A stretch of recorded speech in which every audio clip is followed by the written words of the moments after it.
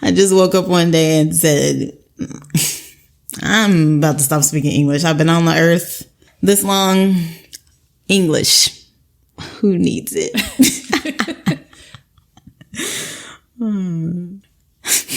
I was going to say, hello, all y'all out there in podcast land, like TV land. Oh. Hello world. Why you gotta sound like an old woman? Hello. What?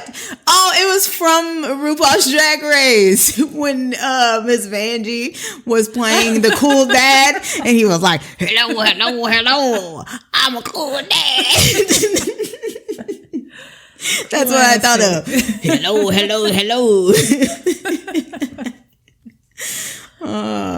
Love that show.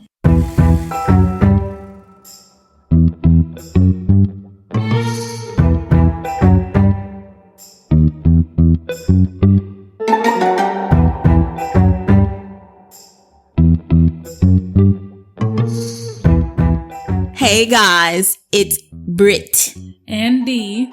Welcome to another episode of... I was trying to throw you off. Can't throw me off. Get in where you fit in. It's a strange world after all. Can't catch me slipping. The podcast where we chop it up. For those of you that don't know what, I tried to switch it up. What chop it up means hanging out, kikiing, chopping it up. I know cupcake was more romantic. No. Like, we used to say that like, ooh, they cupcaking. Yeah, but they were necking. But I mean, it can be thrown in there. Chop it up, not literally chop it up. What are they chopping up? I want to know. I'm sure people know that. The podcast where we chop it up about different true crime cases, the supernatural, urban legends, conspiracy theories, and all the things that keep the world strange. Okay. I forgot a whole disclaimer. Disclaimers. Okay, I've got a disclaimer from Dr. B again. Okay. She said from the Jim Sullivan episode, when I said she hitchhiked, she said that was not her. She said that was the adults that were in charge of her playing. Mom. She said playing the ruse of a responsible adult. I died. So she said it was not her. Basically, it was our mom. Yeah. So basically, she didn't do no damn hitchhiking. That's what she said. Also, I learned that my aunt, Dee's sister, my mom's sister, Keisha, I was going to say her government name. You can go ahead and LaKeisha. LaKeisha. That's how this white lady was like, LaKeisha. That's how she said it. Is it LaKeisha? That she would never have been born. She would never have been birthed, if not for hitchhiking. Apparently, Dad and Mom hitchhiking met love.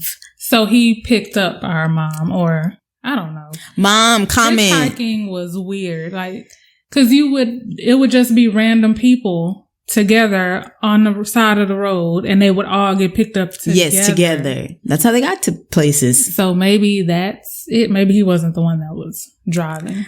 All I know is he got a baby out of. That's all I know. Yeah. And he was probably sitting down, because if he was standing up and she saw those hips, he probably wouldn't. He's got hips. Do you remember that Girlfriends episode? And Joan dated that guy that was wearing a myrtle? Yeah.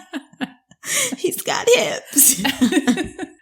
In today's episode, we will share a story about a family who endures a tragic loss and is desperate to speak to their loved one last time. Strange things start happening after a séance attempting to contact their deceased loved one. Another séance. Yeah. Second séance. Mm-hmm. What could go wrong? Apparently nothing. What? There's nothing strange and suspicious here at all. Did they use a Ouija board? I wonder. I thought about that, but I couldn't find anywhere where it said that they did that. The most information about that family is found in the show. What's the name of the show? I forgot. Yeah, I'm sorry, guys. I can't think of it off the top of my head right now, but it will definitely, there will be a link to it in the episode details. So yeah. But yeah, I think that's the most information I got on the family. I don't know if they use a Ouija board. I'm assuming the dad might not have even let them have a Ouija board. Yeah. So, okay. Yeah. Maybe they just did like an old fashioned, did she have a Ouija board in Ghost? Did Whoopi Goldberg?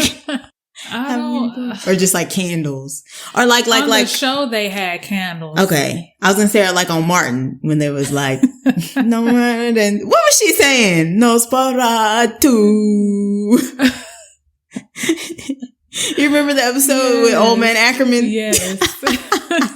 In the fall of 1986, the Andrews family, consisting of Dad Brian Andrews and daughters Annie, age 15, and Jessica Andrews, age 8, lost their mom, Deborah Andrews. The dad, Brian, was a bus driver and worked long hours, often into the night. The daughters would spend the majority of their time at their home in Pepperell. Is it Pepperell? I think so. Pepperell. Pepperell. Pepperan. Who remembers Pepperan? I love Pepperan. The daughters would spend the majority of their time at their home in Pepperell, Massachusetts, alone while their dad was at work. In June 1987, the girls were desperate to have their mom back. One night, while their dad, Brian, was at work, they held a séance in order to make contact with her. Don't do it.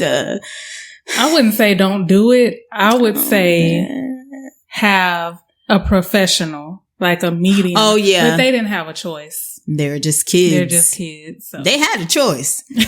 There was a choice. They were just being kids, though. Yeah, I get it. They're young. They miss their mom. Yeah. So I get it. But if you're going to do a seance now, I would say have a professional medium or someone who does that. Call me. Call me up. Call me now. I trust myself. Have you ever done a seance before? Let me think. No, let me think. I might have tried. Have I ever tried to talk to somebody? Have you held one? No, I've never wait a minute. Uh-oh. No, I've never held a seance. Okay. But I think that I could. We should just try one. Let's just hold a seance. Just cause. Seance party. It's a seance soiree. Okay. She got real fancy, want to change up the. You do your seance. As seance soiree. Okay. You gonna be there too. You gonna be there with your cupcakes. Passing out seance cupcakes. Get these Ouija board cupcakes. Those would be cute. Halloween. Okay. After the seance, strange things started happening. Both Annie and Jessica began to hear different noises around the house. They believed that it could be their mother trying to communicate from the afterlife. I would still be scared a little bit. I would be. Cause I dabble in, no, I don't. I dabble in the dead black magic. No. I mean. The dead arts was what I was going to say. I am very into the paranormal, but if I were to witness something like that, I would probably freak out. Even though I've seen things before, but this is my thing. You want to get a team together to go ghost hunting. We've done EVP and things like that. Yeah. But you don't want to hear anything.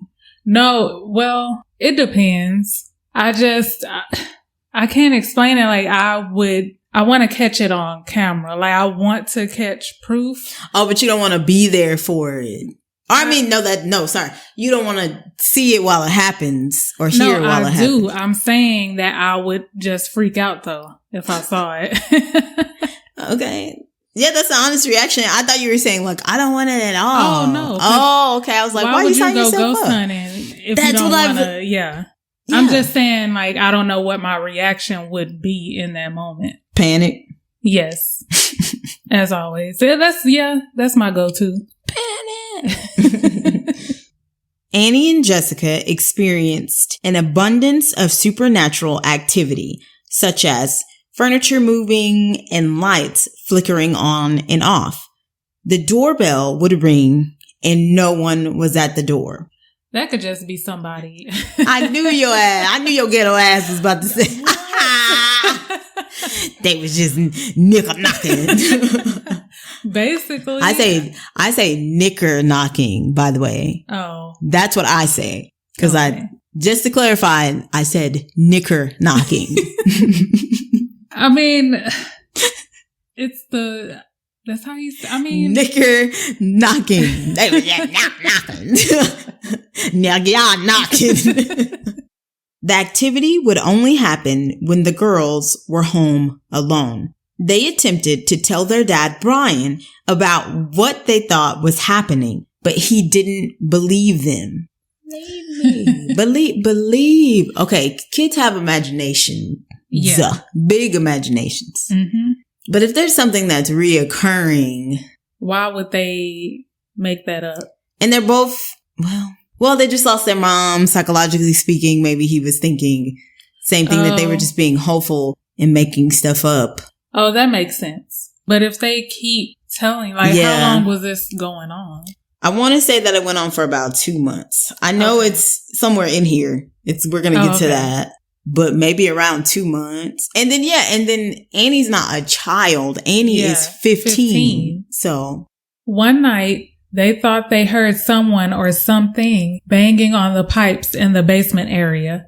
It was there that they found a cryptic message saying, "I'm in your room, come find me," written on the basement wall. The message appeared to have been written in blood. That would freak me out more than seeing a ghost, I think. I'd be freaked out only for the fact of the biohazard. Oh my God. Who's dirty blood? Who's dirty put their nasty blood all over the wall? The diseases. That's a biohazard. True. But I mean, it's creepy. It is creepy. This time, when they called their dad, he called the cops. They came to investigate and discovered the message. This is ridiculous. Okay. And discovered the message on the wall was written in ketchup. April Fools. If this is our April Fool's Day episode. April Fools. There you go. It was written in ketchup. That is ridiculous. And then I would be mad because then I have to go buy more ketchup. Who said it was their ketchup? I mean, I wouldn't. A ghost is like, do I want to go to the grocery store to buy ketchup? Or do I want to use their ketchup? I'm going to use their ketchup. Catsup. Because I don't know if I can even leave the house. So, what do you do if you see that? Are you still threatened? Yes. Because who did this? I don't know. You like these kids, neighbors, crazy. Yeah, but it's still creepy to me. It is still. Yeah. Strange and suspicious. In December 1986, they find another cryptic message saying, "I'm back, come and find me." Now, I'm assuming this one was written in ketchup too. I'm going to assume it was written in ketchup. They found a note in ketchup. Spicy Whataburger ketchup. Oh, that is the best. The best ketchup. If you in Texas or anywhere where there's a Whataburger, spicy ketchup. They also find a picture of the oldest Annie with a knife through it. Oh, this ghost ain't playing. Ain't playing no games. At this point, move. If you can afford it. Didn't I say that in another episode? That's funny. It was just funny. Yes, I agree. Also, I wonder at what point were they like, I don't know if this is mom. Oh. I don't know if this is mom. That's a good question because clearly it's not. Like, was it the ketchup incident or like, no, we used to do this all the time. Mom would write crazy messages in ketchup. Yeah. And then that's how we knew when dinner was ready. That's what we do in my house. Brian, their dad, comes home to his distressed daughters. They were I would be too. Distressed. He goes to search the house and is confronted not by his deceased wife, but by Daniel LaPlante, a local teenage boy who was wearing his wife's wedding dress. Oh my God. War paint on his face and is carrying an axe. I am. And first of all, it's the dress. This? Who are you? Yeah, first, who are you? We'll get into it. Okay. How did he get in? How did you get in? Why do you have on the wedding dress? Why do you have on the wedding dress with war paint on your face? And where did you get an axe? Where did you get an axe? This is... So many questions. I don't want to say Massachusetts again. You said it right though. But do they chop wood there? Maybe they like chop wood. I have no idea what they do in Massachusetts. Somebody, if you're from Massachusetts, not Toochits, let us know if you out there chopping trees. But yeah, where'd you get an axe from? All of it. Everything. Nothing is crazy. Nothing is as it seems. Brian fought off Danny, and once he's outside, he had his neighbor call local law enforcement. The police later come and discover Danny hiding in a small crawl space. They found this man's in their crawl space, their crawl space. They found him living in their crawl space. They found a sleeping bag, food. I think I don't want to say desensitized to that, but I've heard so many stories about people hiding in air vents. Yeah. There was one where a homeless dude was just under this woman's bed. How? So I've heard a lot about that, so it doesn't really shock me. You remember at the intro, shout out again, backsplash in the kitchen. Remember, we thought somebody was living in that space. We thought that it was a homeless person living in like the vents because strange stuff was happening. There was one time I was home by myself. And I heard, it sounded like, not like a crash, but when someone drops something, which I do all the time. And y'all be like, what you drop? What you break? That's what it sounded like. And I was in the room. I was pretty sure I was by myself, completely by myself. You were at work. Angelica was at work. I know for a fact this was when Troy was living with us, and I assumed he was at work. I walked back into the kitchen. What's that? The storage space under the stove? Oven? Yeah, under the oven was pulled out. Every cabinet was open and there was a hot sauce packet on the ground. My mom called me and I was like, I don't know what just happened. Some strange stuff just happened. I'm about to call Troy. And she was like, Troy is with me. We were eating lunch with like TJ. So I knew I was alone. So I came home from work one day. Y'all were still, I don't know where y'all were, but the exact same, when I opened the door, all of the cabinet doors were open. Oh my God. I just literally I didn't say anything about it. I just closed it because I thought y'all were trying to scare me. No. So I was like, oh, they're not going to catch me slipping. And I just closed everything. I went in my room and I did that too, but I knew no one was home. Like once I confirmed it, I was like, oh no. Cause see, with me, I figured, cause I wasn't at home. So I figured y'all did it before y'all left. Oh, no. You're home. The intro, again, we not saying allegedly. Yeah, it's allegedly haunted. Yeah. I mean, it might be. Oh my God. Or we're haunted. But we haven't had very many issues since we've moved here. No. I had a couple of incidents at the other. I was about to say, what if it was Angelica? Because I had a couple of incidents at the other one, the 2-story one. Yeah. But since we moved into this one, too. Yeah, I've been fine. Well, you'll hear. Maybe it was Angelica. Lord, she was playing with that Ouija board by herself. I swore. I seen her. That's funny. Daniel LaPlante was born May 16th, 1970 in Townsend, Massachusetts. He lived with his mother and stepfather, Elaine and David Moore, and two brothers, Stephen and Matthew. Growing up, LaPlante was sexually and psychologically abused by many adults in his life. His father was responsible for most of the abuse. They also said that his stepfather was responsible for sexually abusing him as well. LaPlante also struggled in school. He was diagnosed with dyslexia at an early age, and his classmates described him as creepy and weird. That's sad. It is sad. That's why you should... I just practice niceness. Is that a thing? I just practice being kind. Like, I try to be kind to everyone. Yeah. Me too. Because you just never know. You never know. Because of his abnormal behavior, appearance, and lack of hygiene, he was referred to a psychiatrist. He was diagnosed with hyperactivity disorder, or ADHD. ADHD is a chronic condition including attention difficulty, hyperactivity, and impulsiveness. It may contribute to low self-esteem, troubled relationships, and difficulty at school or work.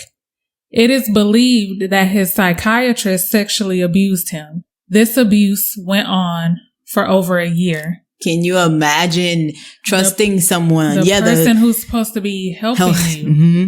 Oh my God. That's sad. And then, so his classmates, they're thinking, oh, he's weird. Well, for one, yes, he's different because he has ADHD. But he can't help it because it is a mental disorder. Also, he's getting sexually abused by all the men in his life. And that makes you think too, are people like that born that way, or are they just a product of their environment? Oh, so I see what you're saying. Because he was abused, does that make him?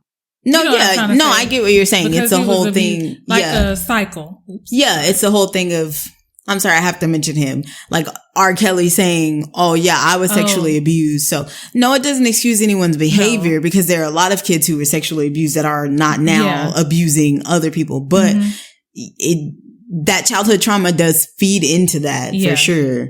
Because it also brings me back to The Bad Seed, because even though it's just a movie, they're basically saying she was born. No, because didn't they find out that her mom was adopted and her biological mom had like a disorder? Yeah, like schizophrenia. I think so. Yeah. I think so. So the whole point of that was, are you born like that or I say or are you just a product of your environment? I have a couple things. Okay. I love that movie. Yes. If you've never seen it, The Bad Seed, the original, not the Lifetime. Yes. And not the remake. I love that movie. Yes. They gonna put you in that electric chair. They got a blue one for little boys and a pink one. Leroy for little girls. No, Leroy. He was white, by the way. He was not. Don't make assumptions about a name and an accent. Also, I was going to say, that's why I like the podcast Serial Killer.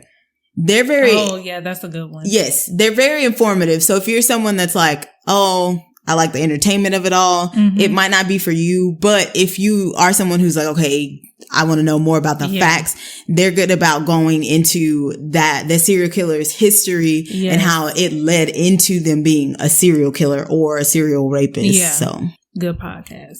As a teen, LaPlante spent most of his times breaking into homes.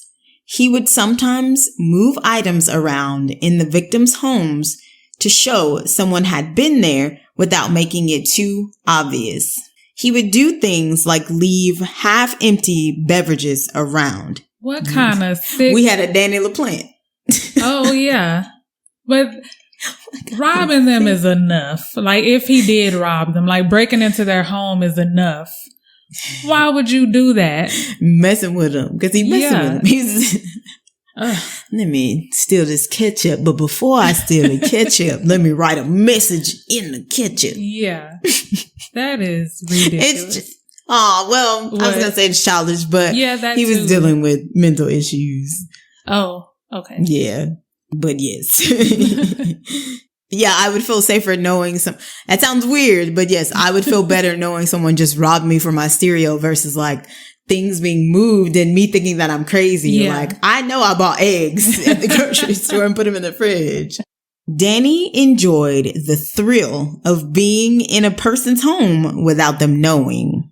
It's just creepy. Well, because I don't want to bring it back to the kids because that's bullying when they call them creepy and weird. Oh, but yeah. It is creepy and weird. He is creepy, but again, crazy, creepy. Creepy and weird. It is strange. I can only say strange now.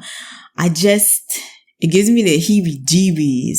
Oh, so here, I'm going to say I can't say the apartment name because then people will know where I live. Oh. But okay. At this current move though. Yeah, that's true. At this current apartment, you remember someone broke into our car? Oh yeah. Yeah. I literally felt naked. Like I felt like they violated me. Yeah. Like I remember walking to the car looking, and of course I have some things in the car. It's a car. I don't have my life in the car, but like even like my manual book, like you could tell they touched that, and I was just like, I feel exposed. Like, what were you looking for? I can imagine the feeling of you feeling like someone is like they're in your home, not just your car, because that was just my car, and I was like, I feel dirty now. Yeah, what were they even doing though? I don't know. Breaking in the car is still anything, right? They took Chris's wallet, I think, or they took money out of his wallet, which that's his fault. Well, I mean, I'm not victim blaming. No, he knew. He even said, I shouldn't have left my car in the wallet. Because if you leave anything in your car, left my wallet in the car. I shouldn't have left my wallet in the car.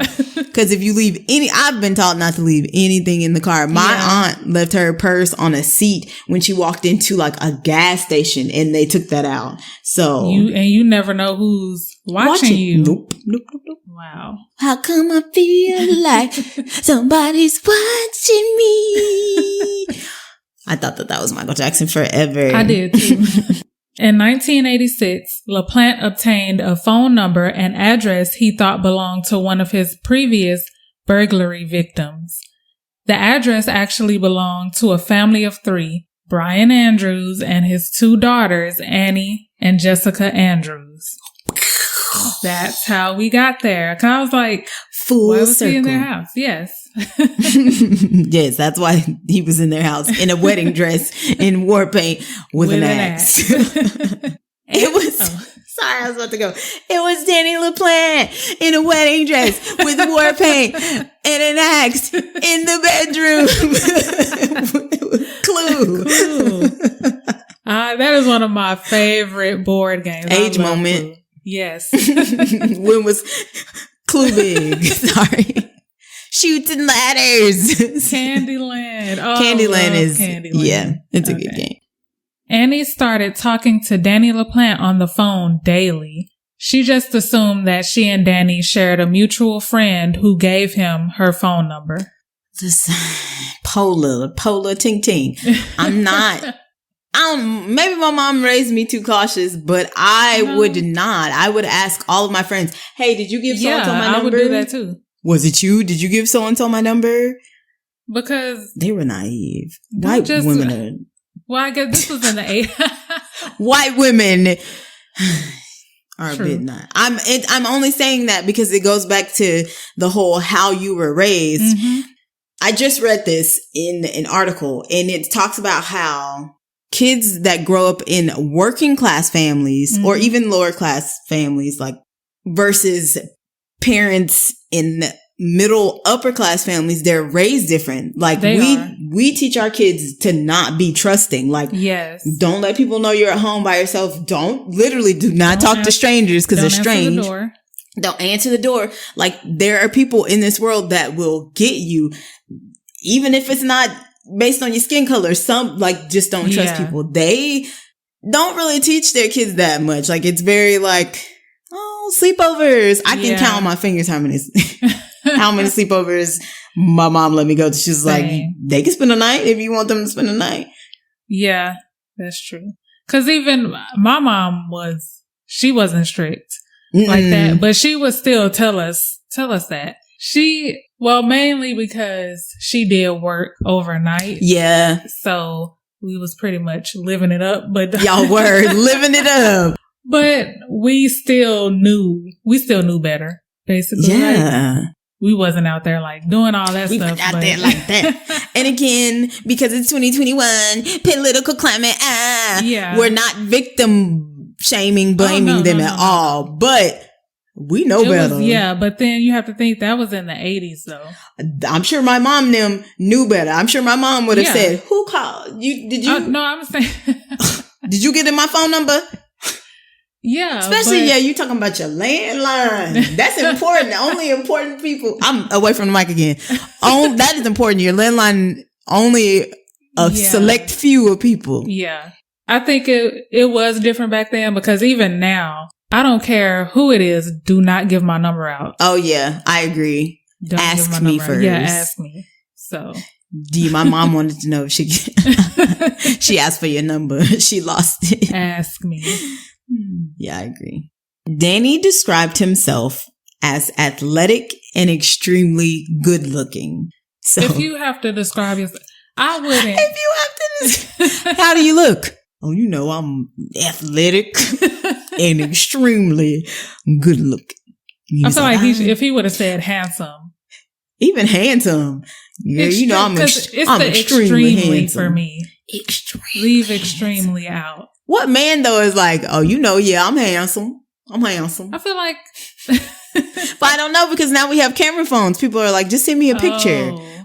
And then when we used to be in them Yahoo chat rooms, heavy, we used to just say, I'm 5'4", 112 pounds, like that. Blonde hair, like, I don't know why I said that. Like, blonde hair, blue eyes. That's too much. It's extra. Extremely good looking. Okay. Extremely good looking. And he said, and he determined that was a lie. So she meets him in person, and she felt like she was catfished. Oh. So this is a catfishing in the 80s. Danny was not what she expected at all physically. So again, he's just this awkward kid, socially awkward. Yeah. Danny fixated on the death of the girl's mother and took a strange interest in hearing about the details of her death. Annie was not interested in Danny at all and began to ignore any further advancements. As she should have. Danny began to spy on the family and did so for roughly 2 months. Yeah, it was 2 months. Who has the time? 2 months. I just feel like, again, knock on wood, I don't believe, as nosy as I am, that somebody could live for 2 months in my house. Yeah. Because any sound, I'm like, what? Because I'm always listening for roaches. Okay, not that we have roaches. We don't have roaches, but I feel like, because I'm afraid of roaches, you're afraid of roaches. One of the things I'm always afraid of is I'll be sitting there and it's silent, or watching TV. And you know how you always hear them sometimes before you see them? Yes. And the worst sound in the world is a roach walking on like paper, that sound. So I'm always like, what was that? Was that a roach? What was that? Did somebody get shot? Like, she was listening for roaches. No, yes, that's true. Another thing, another fear. These are fears, Brit's fears, is that I will get shot randomly through like my window. Through the window. Yes. Yeah. You've seen where I grew up. You used to live with us. Yeah. Like that trifold window, whatever that is, 3-pane window. Yeah. I just knew I was going to get shot. And so every sound I'd be like, duck and cover. I mean, 4th of July was the worst for me. Seriously. Yeah. This is funny because it's like we are from 2 completely different backgrounds, because I was used to it. Oh my God. I talk about that because we were talking about the concept of privilege, even though this lady at my job made a face. And I was like, because I brought it up and I was like, no, privilege is real. White privilege is real. Heterosexual privilege is real. Pretty privilege, gay privilege too. Trans privilege is real because for a while, even in that community, gay people were discriminating against transgender and drag queens. Really? What's the documentary? Maybe Paris is Burning? You remember Marsha P? Yes. Okay. Someone in her circle, I'm sorry guys, I cannot think of the name. She gave like a live talk at, what are those? Like, I don't think it was Block Party, but it was something for gay rights. They booed her on the stage. They were booing her because of what she was talking about. And she was basically saying, hey guys, we were the face of this movement. We started this movement, yet y'all still look down on us. Like, no tea, no shade. Dave Chappelle's the skit about the driving in the car and the LGBT community, he was telling the truth. They felt like they were bringing them back for a while, like holding them back for a while. Yeah. I did not know that. Learn something new every day. But I don't even know how we got on that. I don't either. What were we talking about that led up to that? Oh, we were talking about privilege because you said privilege. But yes, I was saying that even I was privileged in comparison to like your childhood. Yeah. And that was something. I didn't want to say it. No. I was going to get offended. I didn't choose my childhood. Like, you know what I mean? I didn't choose my parents, but no, I'm not naive to the fact that a lot of Black people, especially close to where I lived, because I lived in Mesquite. So we're talking Bald Springs, like certain areas of Bald Springs, Pleasant Grove, Oak Cliff, did not have the same childhood that I had. So I was like, you can't ignore the fact that privilege exists. You would be naive to say some people don't get advantages based on things like that, like where they grew up, where they went to school, skin color, gender. Yeah, I get it. All of that. He was watching them come and go through the stair vents. People have vents in the only thing I took from that was that it was vents in the stairs. The vents in the stairs. I think they meant, because there's storage under the stairs. Yes. Okay. I don't know if there's a vent in the storage or just maybe like even if it's a basement and the little thing that you can see. Yeah. Yep. That's what it was. That's what we're going to go with. He was living in a crawl space and tormenting the girls by pretending to be the spirit of their dead mother with tapping sounds and writing cryptic messages on the walls. Aha! Him with the ketchup fingers. Yeah. It was him. So it wasn't his ketchup. It was their ketchup. Him. Yeah. Yeah. Because I was like, why would he? No, that was you that said, why would he use their ketchup? Because at the time, they didn't know that he existed. So I was thinking it was a ghost. At that time, it was a spirit. Why would this? And then, he's like, I brought ketchup from home. I came prepared. Yeah, that's crazy, man. Yeah. Danny LaPlante was taken into custody. He was charged with armed assault in a dwelling, breaking and entering, and armed burglary. Danny LaPlante was sent to a juvenile facility. In October 1987, Danny's mom posted a $10,000 bond. If I was the mom, I feel like he shouldn't have been sent to a juvenile facility. He should have been sent to a mental health facility. I agree, because it's clear that he had a problem, that he was dealing with some issues. Also, like you said, as his mom, I would not have bailed him out. Like, I understand that that's your child. Well, no, never mind. I take that back, because that is your child. And if you realize that he does have an issue, she maybe was like, well, let me get you out of there, because that's not going to do anything for you, and I'm going to take you into my custody. Maybe she felt like she could handle him.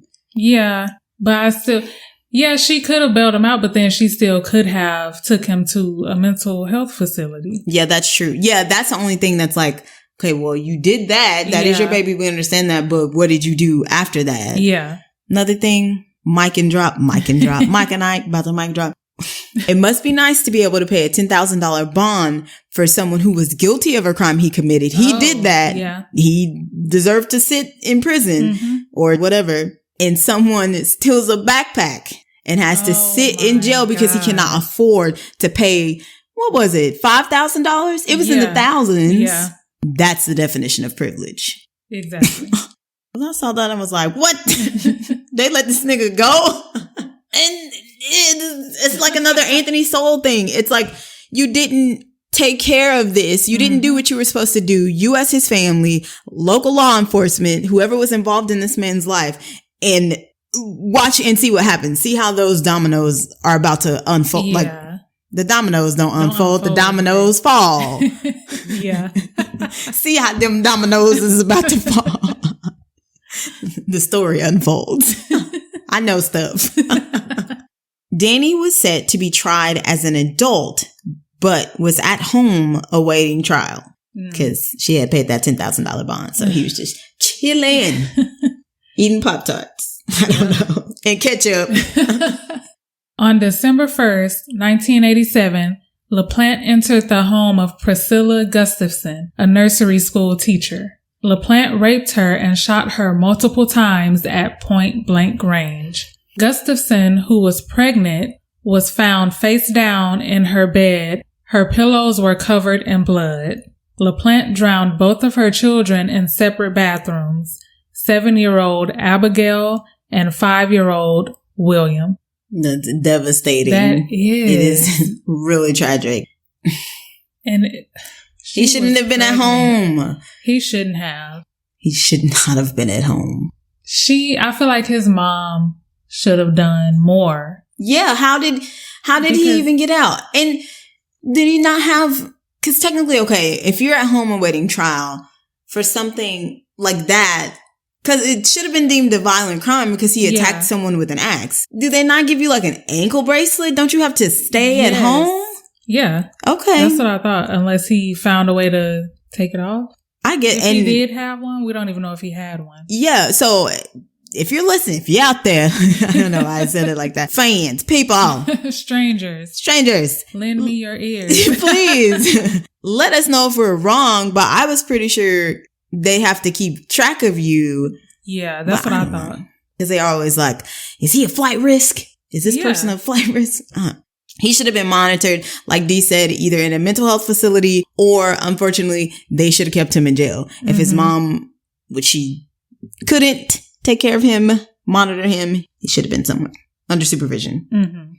Local law enforcement locked down the town while they looked for Danny LaPlante.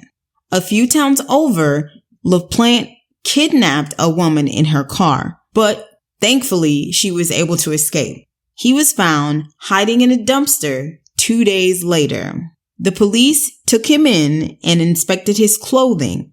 They found hair on his sock that was a match for Priscilla's daughter, Abigail. Wow.